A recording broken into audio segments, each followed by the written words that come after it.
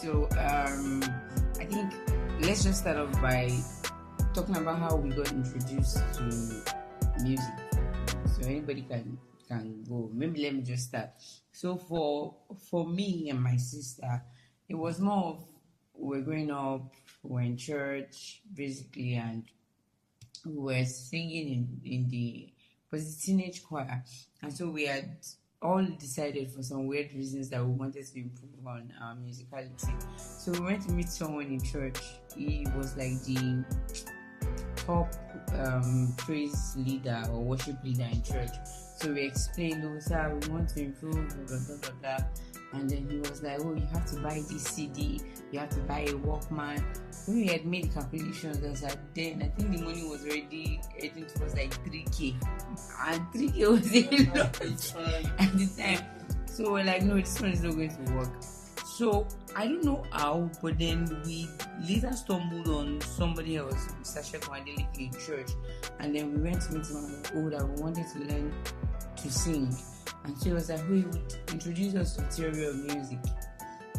And I mean, everybody was just like, what's theory of music? So he started to be like, you buy this book, you do this one, we'll have classes, we'll fix a time. And I think like we're just like really interested in seeing how the whole thing was going to play out. And that was literally how we started theory classes. We had to start taking like mock examinations to see how well we were improving. Then it was like, after grade 1, it's always good to move into practical, so it solidifies what you have learned in grade 1. Then I think we all had to take recorder grade 1 practical. So then after that one, it was like, so that you can retain knowledge, you need to at least start singing in the choir. So after we do like teenage choir or teenage church activities, when service ends, we then come and join like the main choir, the senior choir, so to speak. And so our branch then. So that was how we started to like get introduced to solfa notations, get introduced to sheet music, and we basically got introduced to the whole 4-part choir singing, and that was how it started for us. Yeah. It was trying times. But it was fun. I mean, and then at some point he would bring us to the headquarters to watch the orchestra. Yeah, that was the first time we had seen DSO. Was Nigerian? Yeah, so we had come to watch DSO's concert at one time, and then he would bring us to the headquarters for exams. It was actually it was fun. That time when memes there were memes as at that time. Yeah, when I think every Sunday they were having the mock exam. Yeah, when it was free and we didn't have to pay. It was free, yeah. So we come like that almost every Sunday. No. Yeah, people pay now. If you don't pass my MCM exam, you can't get registered for ABRSM. Wow. Because people started wasting the money. So I mean that's been the truth as well. Like you don't pass the mock. Yeah, but then it was free. So now you are paying for your mock. Yeah, so now you pay for mock. If you pass mock, yes. And imagine paying 17,000 or 20,000 for an exam. Will you not read? You read that? I had no idea. Because there was this point in time there was massive failure. Then there was a point in time where people would get registered. They would show up for ABRSM itself. Yeah. They would show up. So after a while, I know that there was a time when Mark Shiro was like, if you don't show up after they've made payments, I think they were going to do something, let's blacklist your region. So maybe a year or so, I can't remember the details. You will be unable, nobody from your region will be able to take.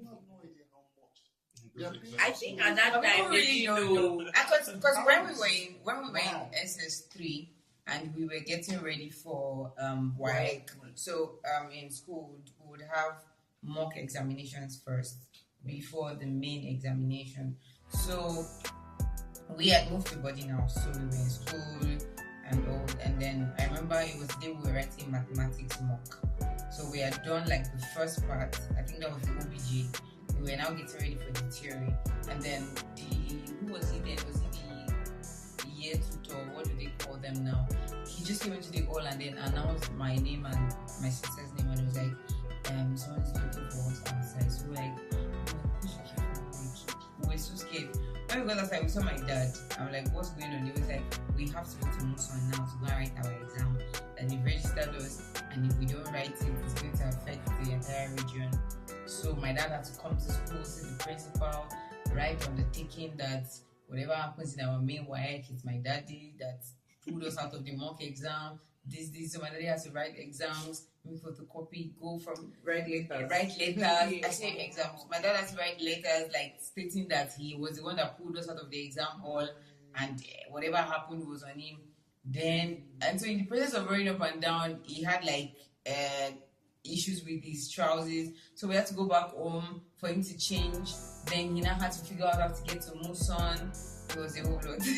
By the time we got to Muson, we were there with our school uniform. But did we change that? We went to uniform. So like our friends and my brother, Ogo, all of them were there. So we had to like, my brother was like, you know what, just do what you can do, right? We're trying to like remind us, like, so means this. I will not lie, at first when I saw my dad, it was like, oh, we're going to play this. I was like, yeah. But then at some point, I'm like, wait, what am I going to write?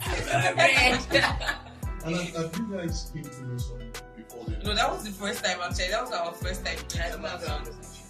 I can't remember if we had heard of Muson. Maybe in we passing. had heard of, because Brashegun had already like So we had never been there. Like even my dad didn't even know how to get there because we had to like keep asking for directions And that is also one of the things that I think is super important to highlight, is the fact that institutions like Muson are not well recognized across Lagos. The most of the time when you would even hear Muson, it's probably when they have shows there. Yes.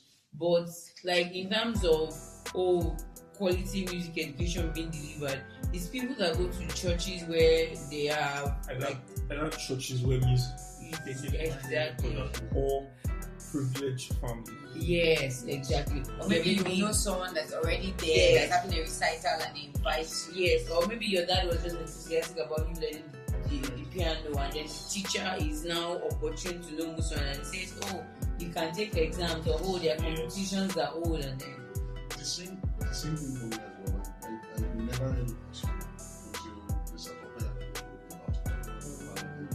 Because then I was considering going to I think we should try Muson, because Muson has better music education and all of that. So I've never heard of Muson at the time, even from the Dada area that I did as well. So that is something that is super important, that we need to highlight, that an institution like Muson that represents quality national music, like quality of art music. Even Peter King Used too. to be more recognized, yes. Even Peter King also. Because I think it was even from Sister Tope that I knew that there was a school like that too. So it's quite interesting that schools like that, Peter King's, they're not known. That one is, I think, that's even less. Yeah, it's less known. Yes. I'm guessing because probably jazz music is not as popular as classical music. It's popular too. Maybe in comparison though. Yeah, You know, classical music like embodies church music. Yeah. It's more encompassing when it comes to jazz music is for a very small space. Because then again, when you have like all these programs, Easter programs and all of that, you majorly find churches or people looking for classical musicians. True.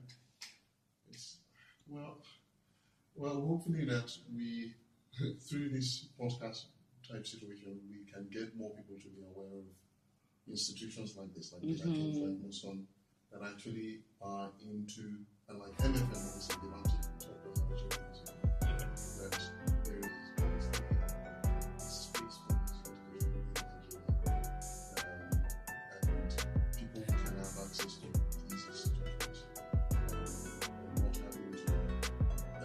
I mean, a few problems that I've noticed as well is the fact that if you're studying music in Nigeria, or if you're a musician or you love music, you pretty much attend this sort of like inside musician just by friends,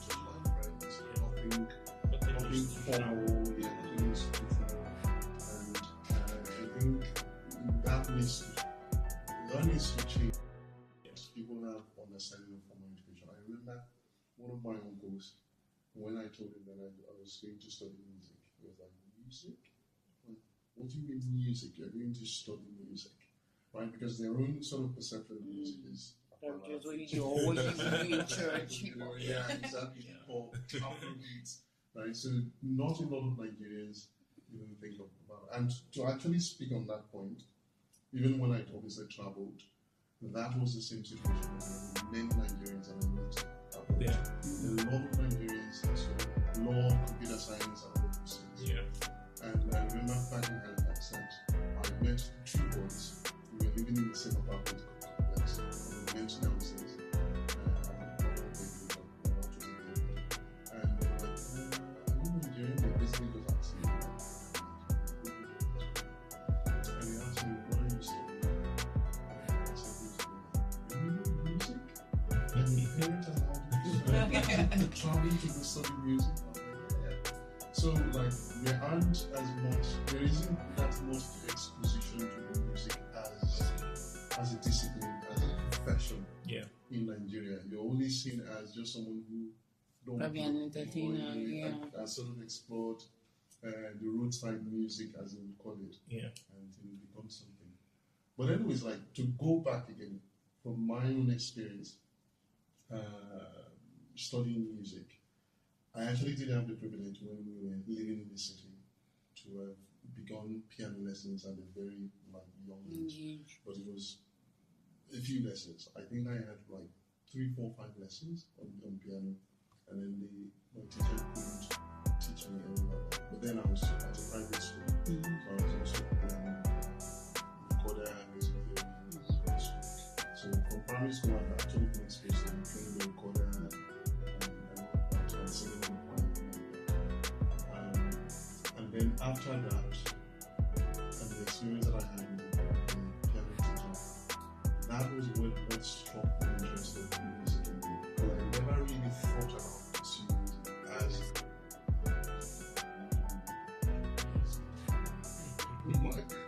literally up in Nigeria. You know, there are people much like me.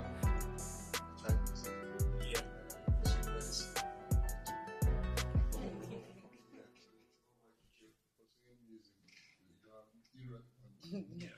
So I did. I was away from music for a while since the piano instructor stopped teaching me, and I think I remember then asking my dad when he had gotten the keyboard that the issue was because of the distance of the piano instructor coming to my place to our house to teach them. But then we moved from Lagos mainland to the suburbs to Bolupe Onalaja, so we lived there for a while, and I never was exposed to music when it was very high school. Then I got reintroduced into music when in my senior secondary school, I think SS1, was when they started bringing instructors to come teach music theory. So I did church. And so I got super Interesting. It was like, wow. But prior to that, there was a friend of mine, I mean, two of my colleagues in high school that we would sing together to Paul and Jesuije. We would often sing together, we're seatmates, and we would sing, just harmonize together and all of that. So, but the proper music theory education, I started taking that when we joined MFM, and then we had great old music theory.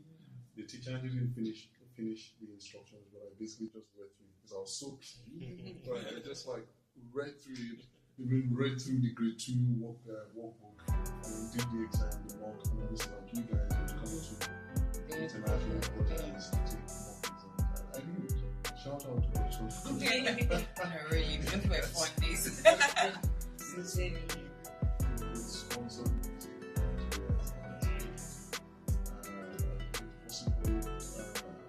career.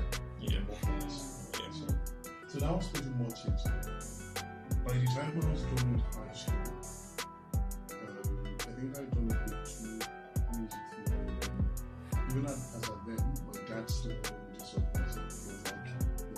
But then when you see my result of the university, that I had a right, I'm not trying to be I had a perfect score. So it was like, oh, okay, you do have something in music. And it was like, yeah, I could pursue it. And so I just got it really into it. And my first instrument after returning back to music, when the music theory at school, was saxophone, so I started playing saxophone and the keyboard. And singing was, in fact, not part of what I planned. I was planning to be either a saxophonist or a pianist. That was either of those two. I love to share this story. I've shared this story many times in Canada as well. But the reason I pursued singing was because I wanted to take grade 5 practical piano. But I'd gone to register for the mock exam a week to the exam. So my teacher, the director was like, I don't think you have enough time to learn piano pieces in a space of 1 week to come do it. So he's like, why don't you do singing? So I was like, okay, you know what? Let's give it a shot. I'll just give it a shot. That was it. And so when I sang, it was like, I actually really do have a nice voice. You should actually pursue singing. That was how I pursued singing. And after that, then obviously applied to Muslim, right? Because I wanted to go to Unilag. Yeah, but then so I was like, I think you should try Muslim. You'd get more experience. Prior to that, even before I got to Unilag, I'd gone to our point. It's like I learned this in our last week. Biggest thing so I done 2 years there. Yeah, I think that was my second year when I went to come to music. And that was because I was studying music and math. But my experience there was not good. I got to be honest. I was literally having to take a lecturers were not teaching. So I felt like I hate being able to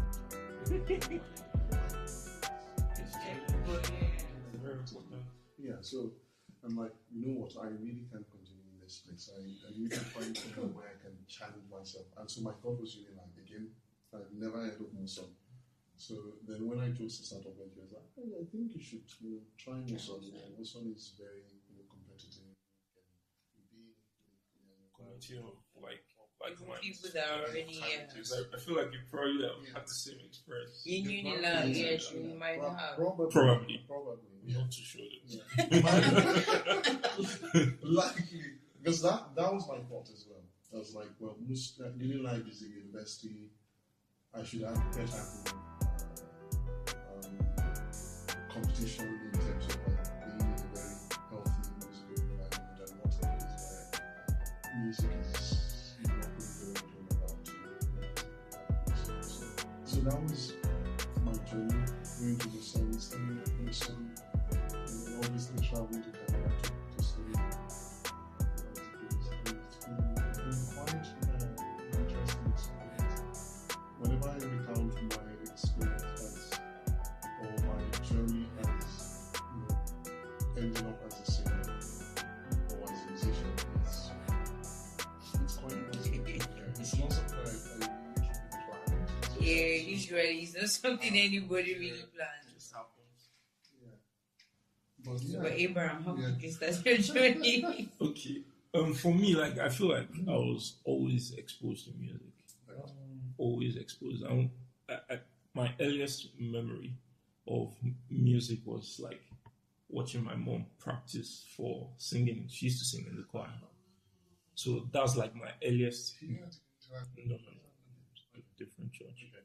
So that I used to see like we had like a bunch of hymnals at home. So I used to see her read the hymnals, all those ones that used to have the triangles, the squares. She could read music. She could read music. Yes, but that kind of the one with the, I feel like there's a different style because the shape notes, it has the do, re. I think the circle is do, the triangle is re. I can't remember. But that was the kind of stuff she was. So, and my dad used to listen to it. when he's driving, that was like his relaxation music. So I feel like somewhere in my mind, I grew up with that subconscious inclination towards music. So I was always in music rooms. Like I'm talking about before I now got my proper exposure. So before I got to an older age, say probably around 10, like I used to learn anywhere there's music. You would just be there. I just always gravitated. That pulling was always there. You understand? So from as little as primary 1, primary 2, I was always participating in violin. Like that was not like proper exposure, but I used to play the violin. Then when I got into secondary school, like I previously mentioned, I went to like I said, always in the music room. Then that was when I now met some of my friends, Bolu, Bori. So that was my first exposure to orchestral music. So before I met them, the chimes. As at that time, it was Bolu the violinist. Yes. Yeah, many of them transitioned from flute to violin. Yes. So before I started to play, before I knew, I understood that I could take orchestral music seriously. It was just more of the piano for me.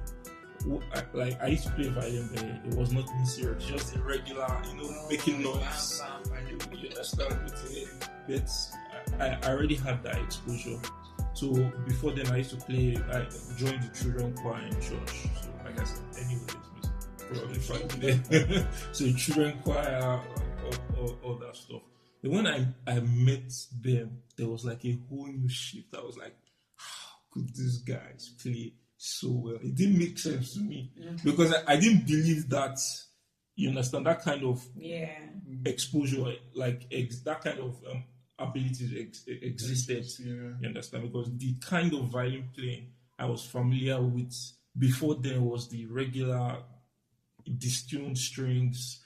You understand, but probably very bad instruments. So you're already used to that idea that this is how this instrument could sound. So I was very curious, like where were these guys learning this thing from? That's how I followed them to church the first time. I think I was around GS3 SS1. That's the first time I saw DSO playing. I was in awe. Every time I remember, because that was where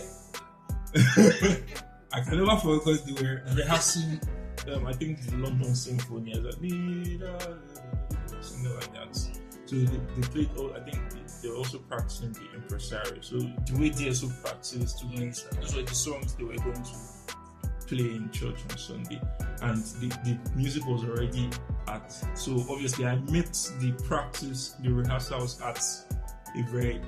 I went home that day. I got home probably around 10. This is me. I'm in junior secondary school. You understand? I was meant to have followed the school bus. School bus. I didn't follow school bus. I went to MFM. I was there till 10. How my mommy did not beat me that day. I'm still trying to. I'm still trying to, because I had to explain. Mommy, this is what happened. And from then, that was when. So I I just kept coming. Most of my time spent growing up, I spent trying to understand, because then I now wanted to play the orchestra. So before I used to play piano, so now I needed to learn the violin so that I could play in the orchestra. So I feel like that's the background that I had. Then meeting Mr. Day, my violin teacher, and from there just really falling in love with playing the instrument, performing chamber music and all of that. And so you were taking lessons when you started? Yeah, just joining the orchestra. People had that privilege. You would listen to you once in a while. Yeah. So obviously I had been practicing, you understand, so with Bolu and so just obviously I spent, when I got exposure, I took some time. I think before joining TSO, I had to join a different group. I think I had to join Adio's group. I can't remember the timeline now, but I know I played with Adio's group for some time because I probably was not good enough to join TSO as at that time. So I played with them. After some time, when I felt like I was ready, then I transferred to TSO. Because obviously, I think as at that time, TSO was like they were operating at. They were the ready thing. Everybody wanted to be. They were operating at, like, I'm talking like international level. Yes. As at, I feel like that was probably peak. Yeah, that was. So I don't know. I might be wrong though. Yeah, and another reason why I agree with it being peak is that the majority of those good hands have left the country. Yes. Many of them have.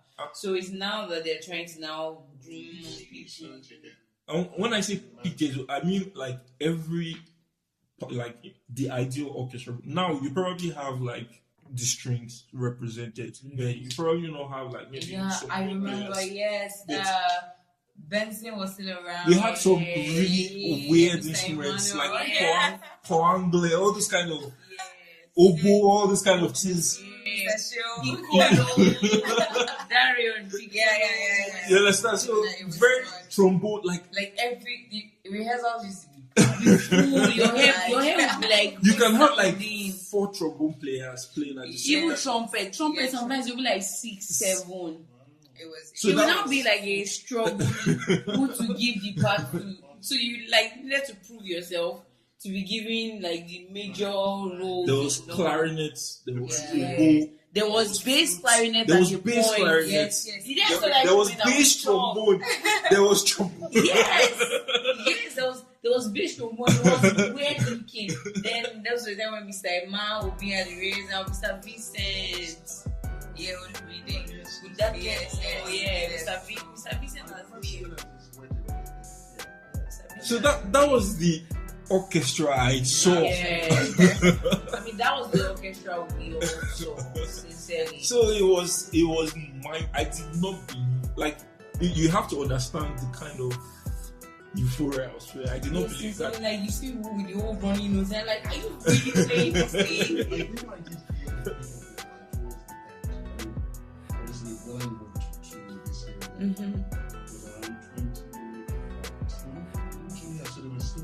Yes, that time they were still very. I mean, those were the times when they were still going for the Stellenbosch festival and all of that. So I think another aspect that I would just want us also now discuss on would be like the fact that if we want to like really look at it closely, it's almost like it is the church that really solidifies. Yeah, absolutely. Because one of the reasons why I'm saying this is that for me now, I mean, I would say, in my secondary school, we did music, or we studied music, or we were taught music, but it was more of the old Samuel Ajayi Crowder kind of history. It wasn't theory and all of that. But I feel like if we had that opportunity, or if there can be a system, even in both private and public school education, where the rudiments of music can be taught at like really tender ages, because there's sometimes I'm online, I'm seeing videos and I'm seeing children outside of the country. I mean, some persons might want to argue that classical music is not really our thing, it's for the West and all of that. But then you see children 4 years old, even sometimes smaller than that, they've already started like getting introduced to recitals and all of that. And for you to be giving recitals, that means you're already being introduced to theory of music, you're understanding note values, rhythm and all of that. And so you find that these people go on and it's almost like all their lives they remain in that space. I was watching just short clips of people performing, that's like 2 days ago, and the orchestra, I was seeing old people with grey hair playing the violin, playing like the oboe and all of that. And if you want to trace it down, for the majority of them, they got introduced to this live as early as maybe 6 years old. There's this pop, I don't know her name, but I just stumbled on her on Instagram. She's 6 years old. I think she's in one French-speaking country. She has started getting introduced to like getting on TV shows to play. She's a fantastic piano player. And that is how you groom talent and you find exceptional exactly. But now it's only in churches that you really see that grooming happening. Because even when you schools put out maybe what do they call vacancies for music teachers, they will not pick someone that went to Muson unless it's like a standard, very international school. Yeah. You rarely see jealousy, so to speak, wanting a Muson standard. So you just find someone that maybe I don't even understand how they get those music. They just be vamping, and I think another problem also is that majority of the time people feel like once you start playing the keyboard today, by 2 weeks you should already be able to play, accompany. No, maybe not even Mozart. They want to start worship, praise and worship and all that. So the pressure is now, we're going to have end of the year party. The children have to perform. So you find more of those. They used to call them all these. What there's the name they call them. What they do? It's just PPs. They go for. They just do tumba. You find more of them being the ones taking into school. So sometimes you see one person is in like 10 schools just doing tumba here and there, and so there isn't really any solid like standard.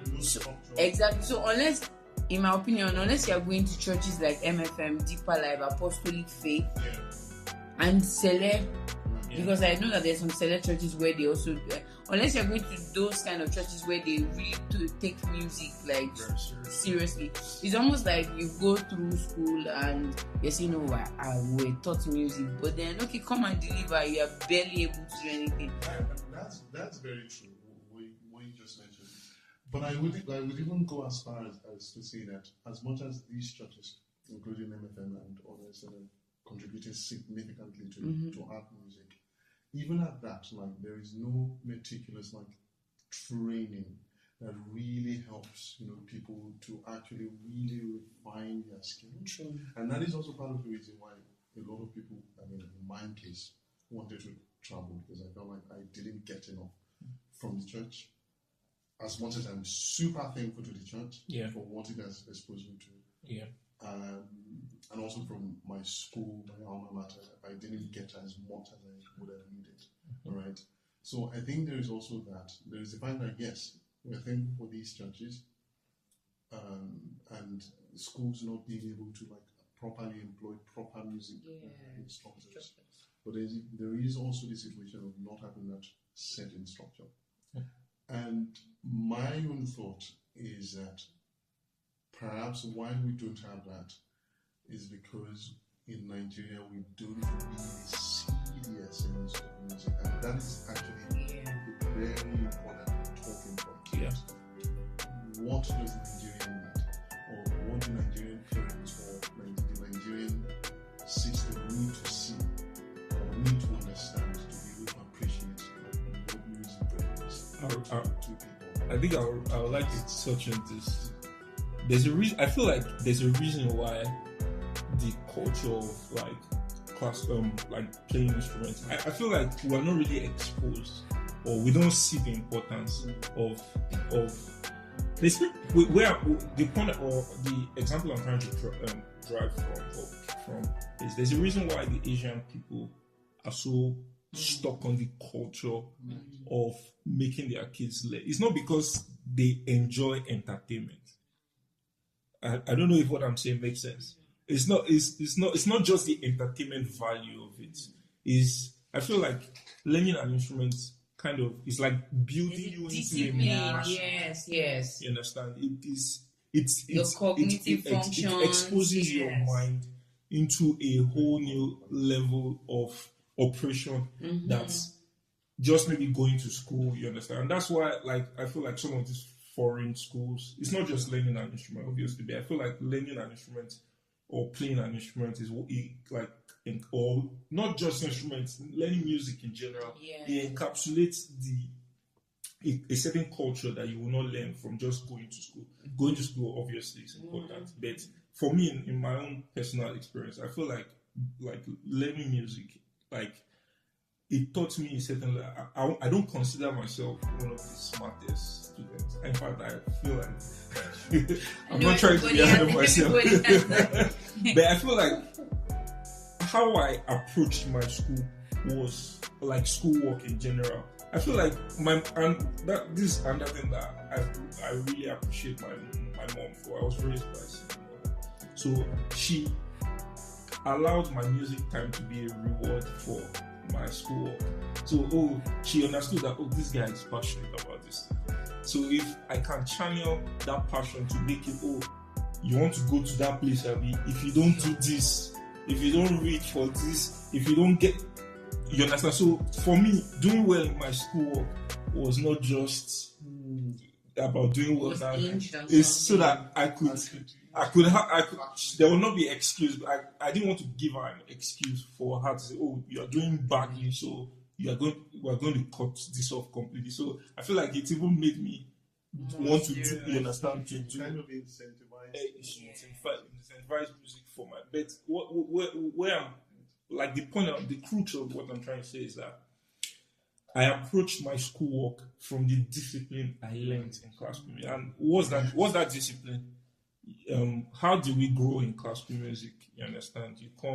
You see something that is difficult, you understand, for the first time. Right. You can't do it that first time. Mm-hmm. What classical I learned from classical music is the value of repetition. Yeah. You understand? So when you repeat, and while I'm learning a piece of music, I'm repeating with different things in mind. So it's like building a machine.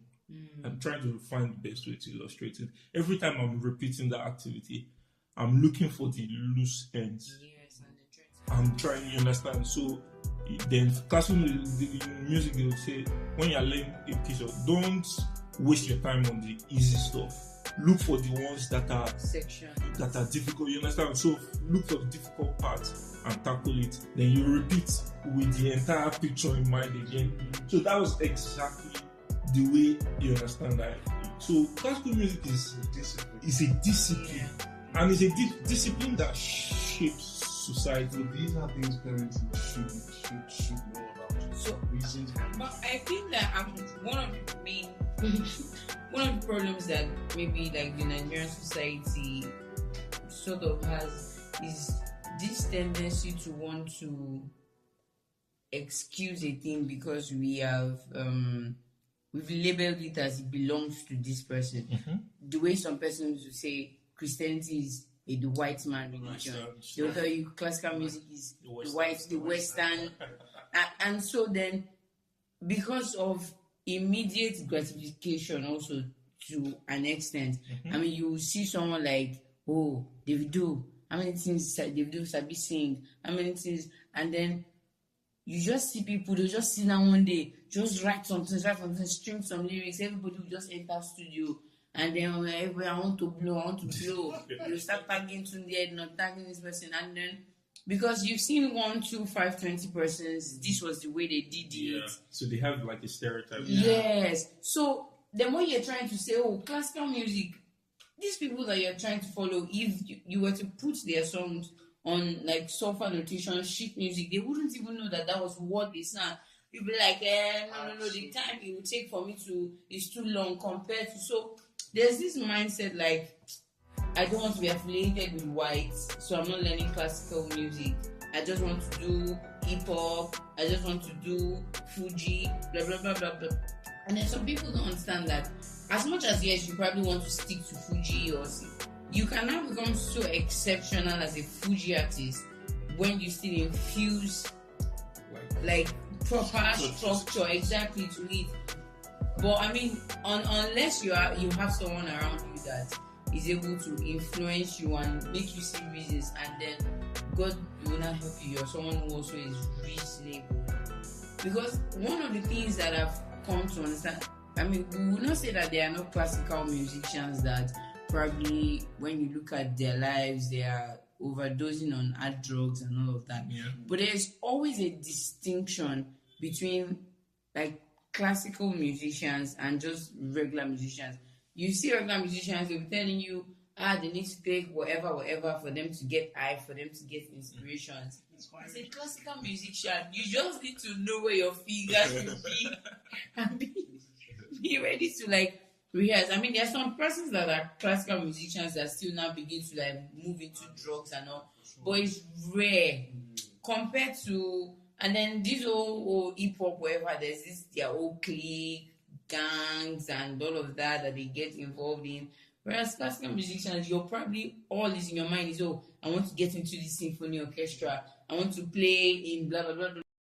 When some guys from DSO they went to music week hall or the Carnegie Hall and played. And for some younger guys growing up now, that's like already a picture that they have. Yeah, when I'm older, I want to pursue this thing such that I will be like this person.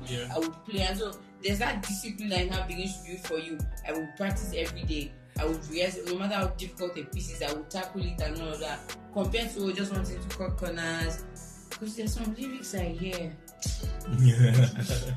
Plato and Aristotle said the type of music and instrument employed actually has an effect on the character of Sincerely. So I'm like, wow, but then I'm sitting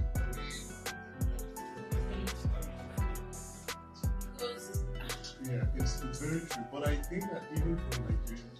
Okay, so I think for you to effectively build like passion for your child or your children, you start with incentives, and this is not just even just music related. For like various things, you see some parents will say, "Oh, I give my children say like a salary, so to speak, for when they do their chores. I give them a salary for when they help out with something in the house, that kind of thing. So, oh, you lay your bed, you wash your plates, you do this, you do your assignment as a friend, you get so amount of money, or maybe you get a candy, or you get maybe an extra screen time, or that kind of thing. So, just like it was for Abraham, where his mom would say, well, if you do your assignment, or if you do this, you can go and stay with. So that kind of incentive-driven lifestyle or mindset also helps to like encourage the children to want to do it. Because I mean, when I know, oh, if I play, because I know, oh, if I do this, if I learn my piece well, or if I do my theory well, my mom will probably give me some money or give me extra sweet, or give me something like that. I would. Because I mean, children are naturally. I mean, when you so play, so we want to do things so that we can get like a reward. We're reward driven. So the moment, I mean, this is not sometimes if not properly channeled, it could now breed entitled kids. Unfortunately, it could breed like this entitlement mentality, where you now start to feel like you need to get paid for everything that you do, even something that is meant to benefit you. But it's just finding a balance, making the child understand, oh, because I have improved so much so to this extent on, say, my instrument, or in my singing, or in my theory, or in whatever it is that I'm doing, I'm getting this. And so it just, there's this drive to want to do better. There's this drive to want to be a better version of yourself. Because at some point, not just because of the reward, but because of how it makes me feel. You know, there's this way you feel when maybe you saw, say, this Bach piece, and then the first time you saw it, you couldn't play 3 bars straight up without scratching your head. But then 1, 2, 3 months down the line, you find yourself playing it like almost as if you were there when they were composing the music. There's this feeling of, wow, I can do this, and then you're looking for the next difficult piece that you want to conquer. So it does build confidence, it builds discipline, and then this mindset of, oh, I can do this thing. As long as I put my mind to it, as long as I decide that I want to do this thing, I can do this thing. So it just really like, it makes you sort of, to an extent, think differently from the regular child, from the regular human, because I mean, your mind is thinking, oh, there's a new piece, there's something I need to play, there's something I need to work on, there's this music I need to read. I remember when myself and my sister had to go for our mock exam. So when we came back, so when we had to leave mock exam to go and write music exam, and then when we came back, so the head boy of our set then was like a very good friend. So he was like, what happened? Where did you guys go to? And we were like, that we went to write music exams. And he was like, are you guys okay? Like, are you okay? You mean you left mathematics for music? I'm like, yeah, we had to go. And the guy, like, he was like, nah, something is wrong with you guys. So then I remember. And music is like bathroom, you don't know. It's shit. So I remember when we, I think it was the first time we ever traveled for like music competition outside of the country and all. So we had chatted at some point, and he was like, oh, what's up, and blah blah blah. And then we're like, oh, we had traveled. I think that was when we either went to Germany or Russia, or we had traveled for music. He was like, wait, this same music. I said, forgive me, I insulted you guys that time. So there's sometimes that myself or my sister say like, music has taken me places that even sciences has not taken me. Yes. Like rooms that I never would have dreamed of entering, places I never would have thought of going to.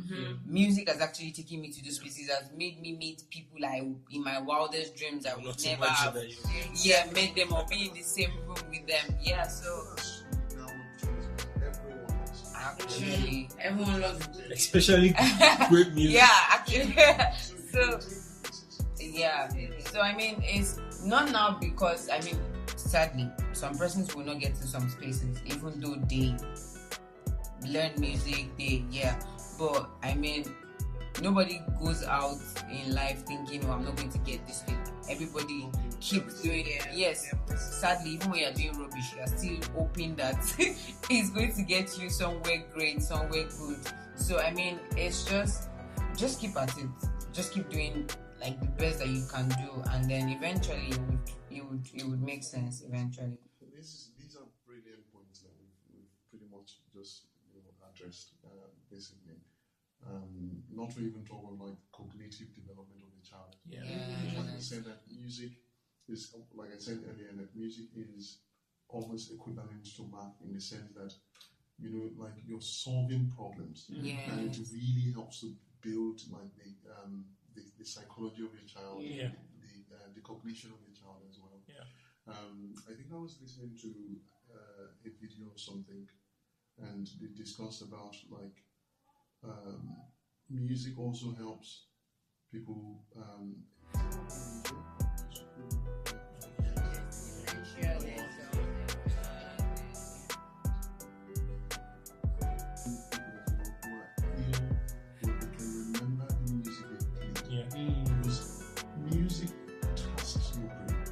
Always learning different patterns. There's one thing Andrew was saying, maybe cognitive function or something. So it's like just there in your residue. Those challenges. So you're not going through like the same similar pattern. It makes sure it's not different patterns.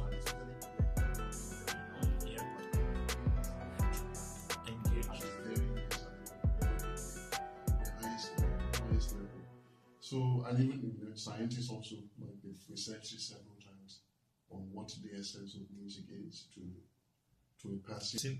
I've seen Asian experiments where they're playing classical music to to kids. Not even kids. Like, I don't know whether there's any scientific backing for it, but what I saw in that recording, I always talk about the Asians because there must be some reason why because obviously you can see that they are much more advanced. Yes, even when you go for competitions, like You would see Chinese choirs, oh my god. What have radio choir, television choir, like there are always so many and almost every adults. Your old people many. travel like anywhere there's a competition. So it's part of their culture, and I strongly believe for a reason. There must be some sort of scientific backing. Benefit or something. So what I saw in that video was they were playing, like there was a room filled with pregnant women. So like the kids are not born. You understand? So they are still in the womb, but they were playing classical music. I don't know what could have been the impact, because I don't know if they are here now. They obviously no babies are actually here. I mean subconscious. You understand? Yeah. So you understand at that stage they were playing because I'm sure they believe it will enhance their cognitive. So all those kind of things they are not is important. You understand? So Yeah. there's no, it's not they are not just doing it for. I mean, there's structures. They know that this will give birth to this and this. That's and why that. you see that there are some things you see in the Asian race that don't make sense.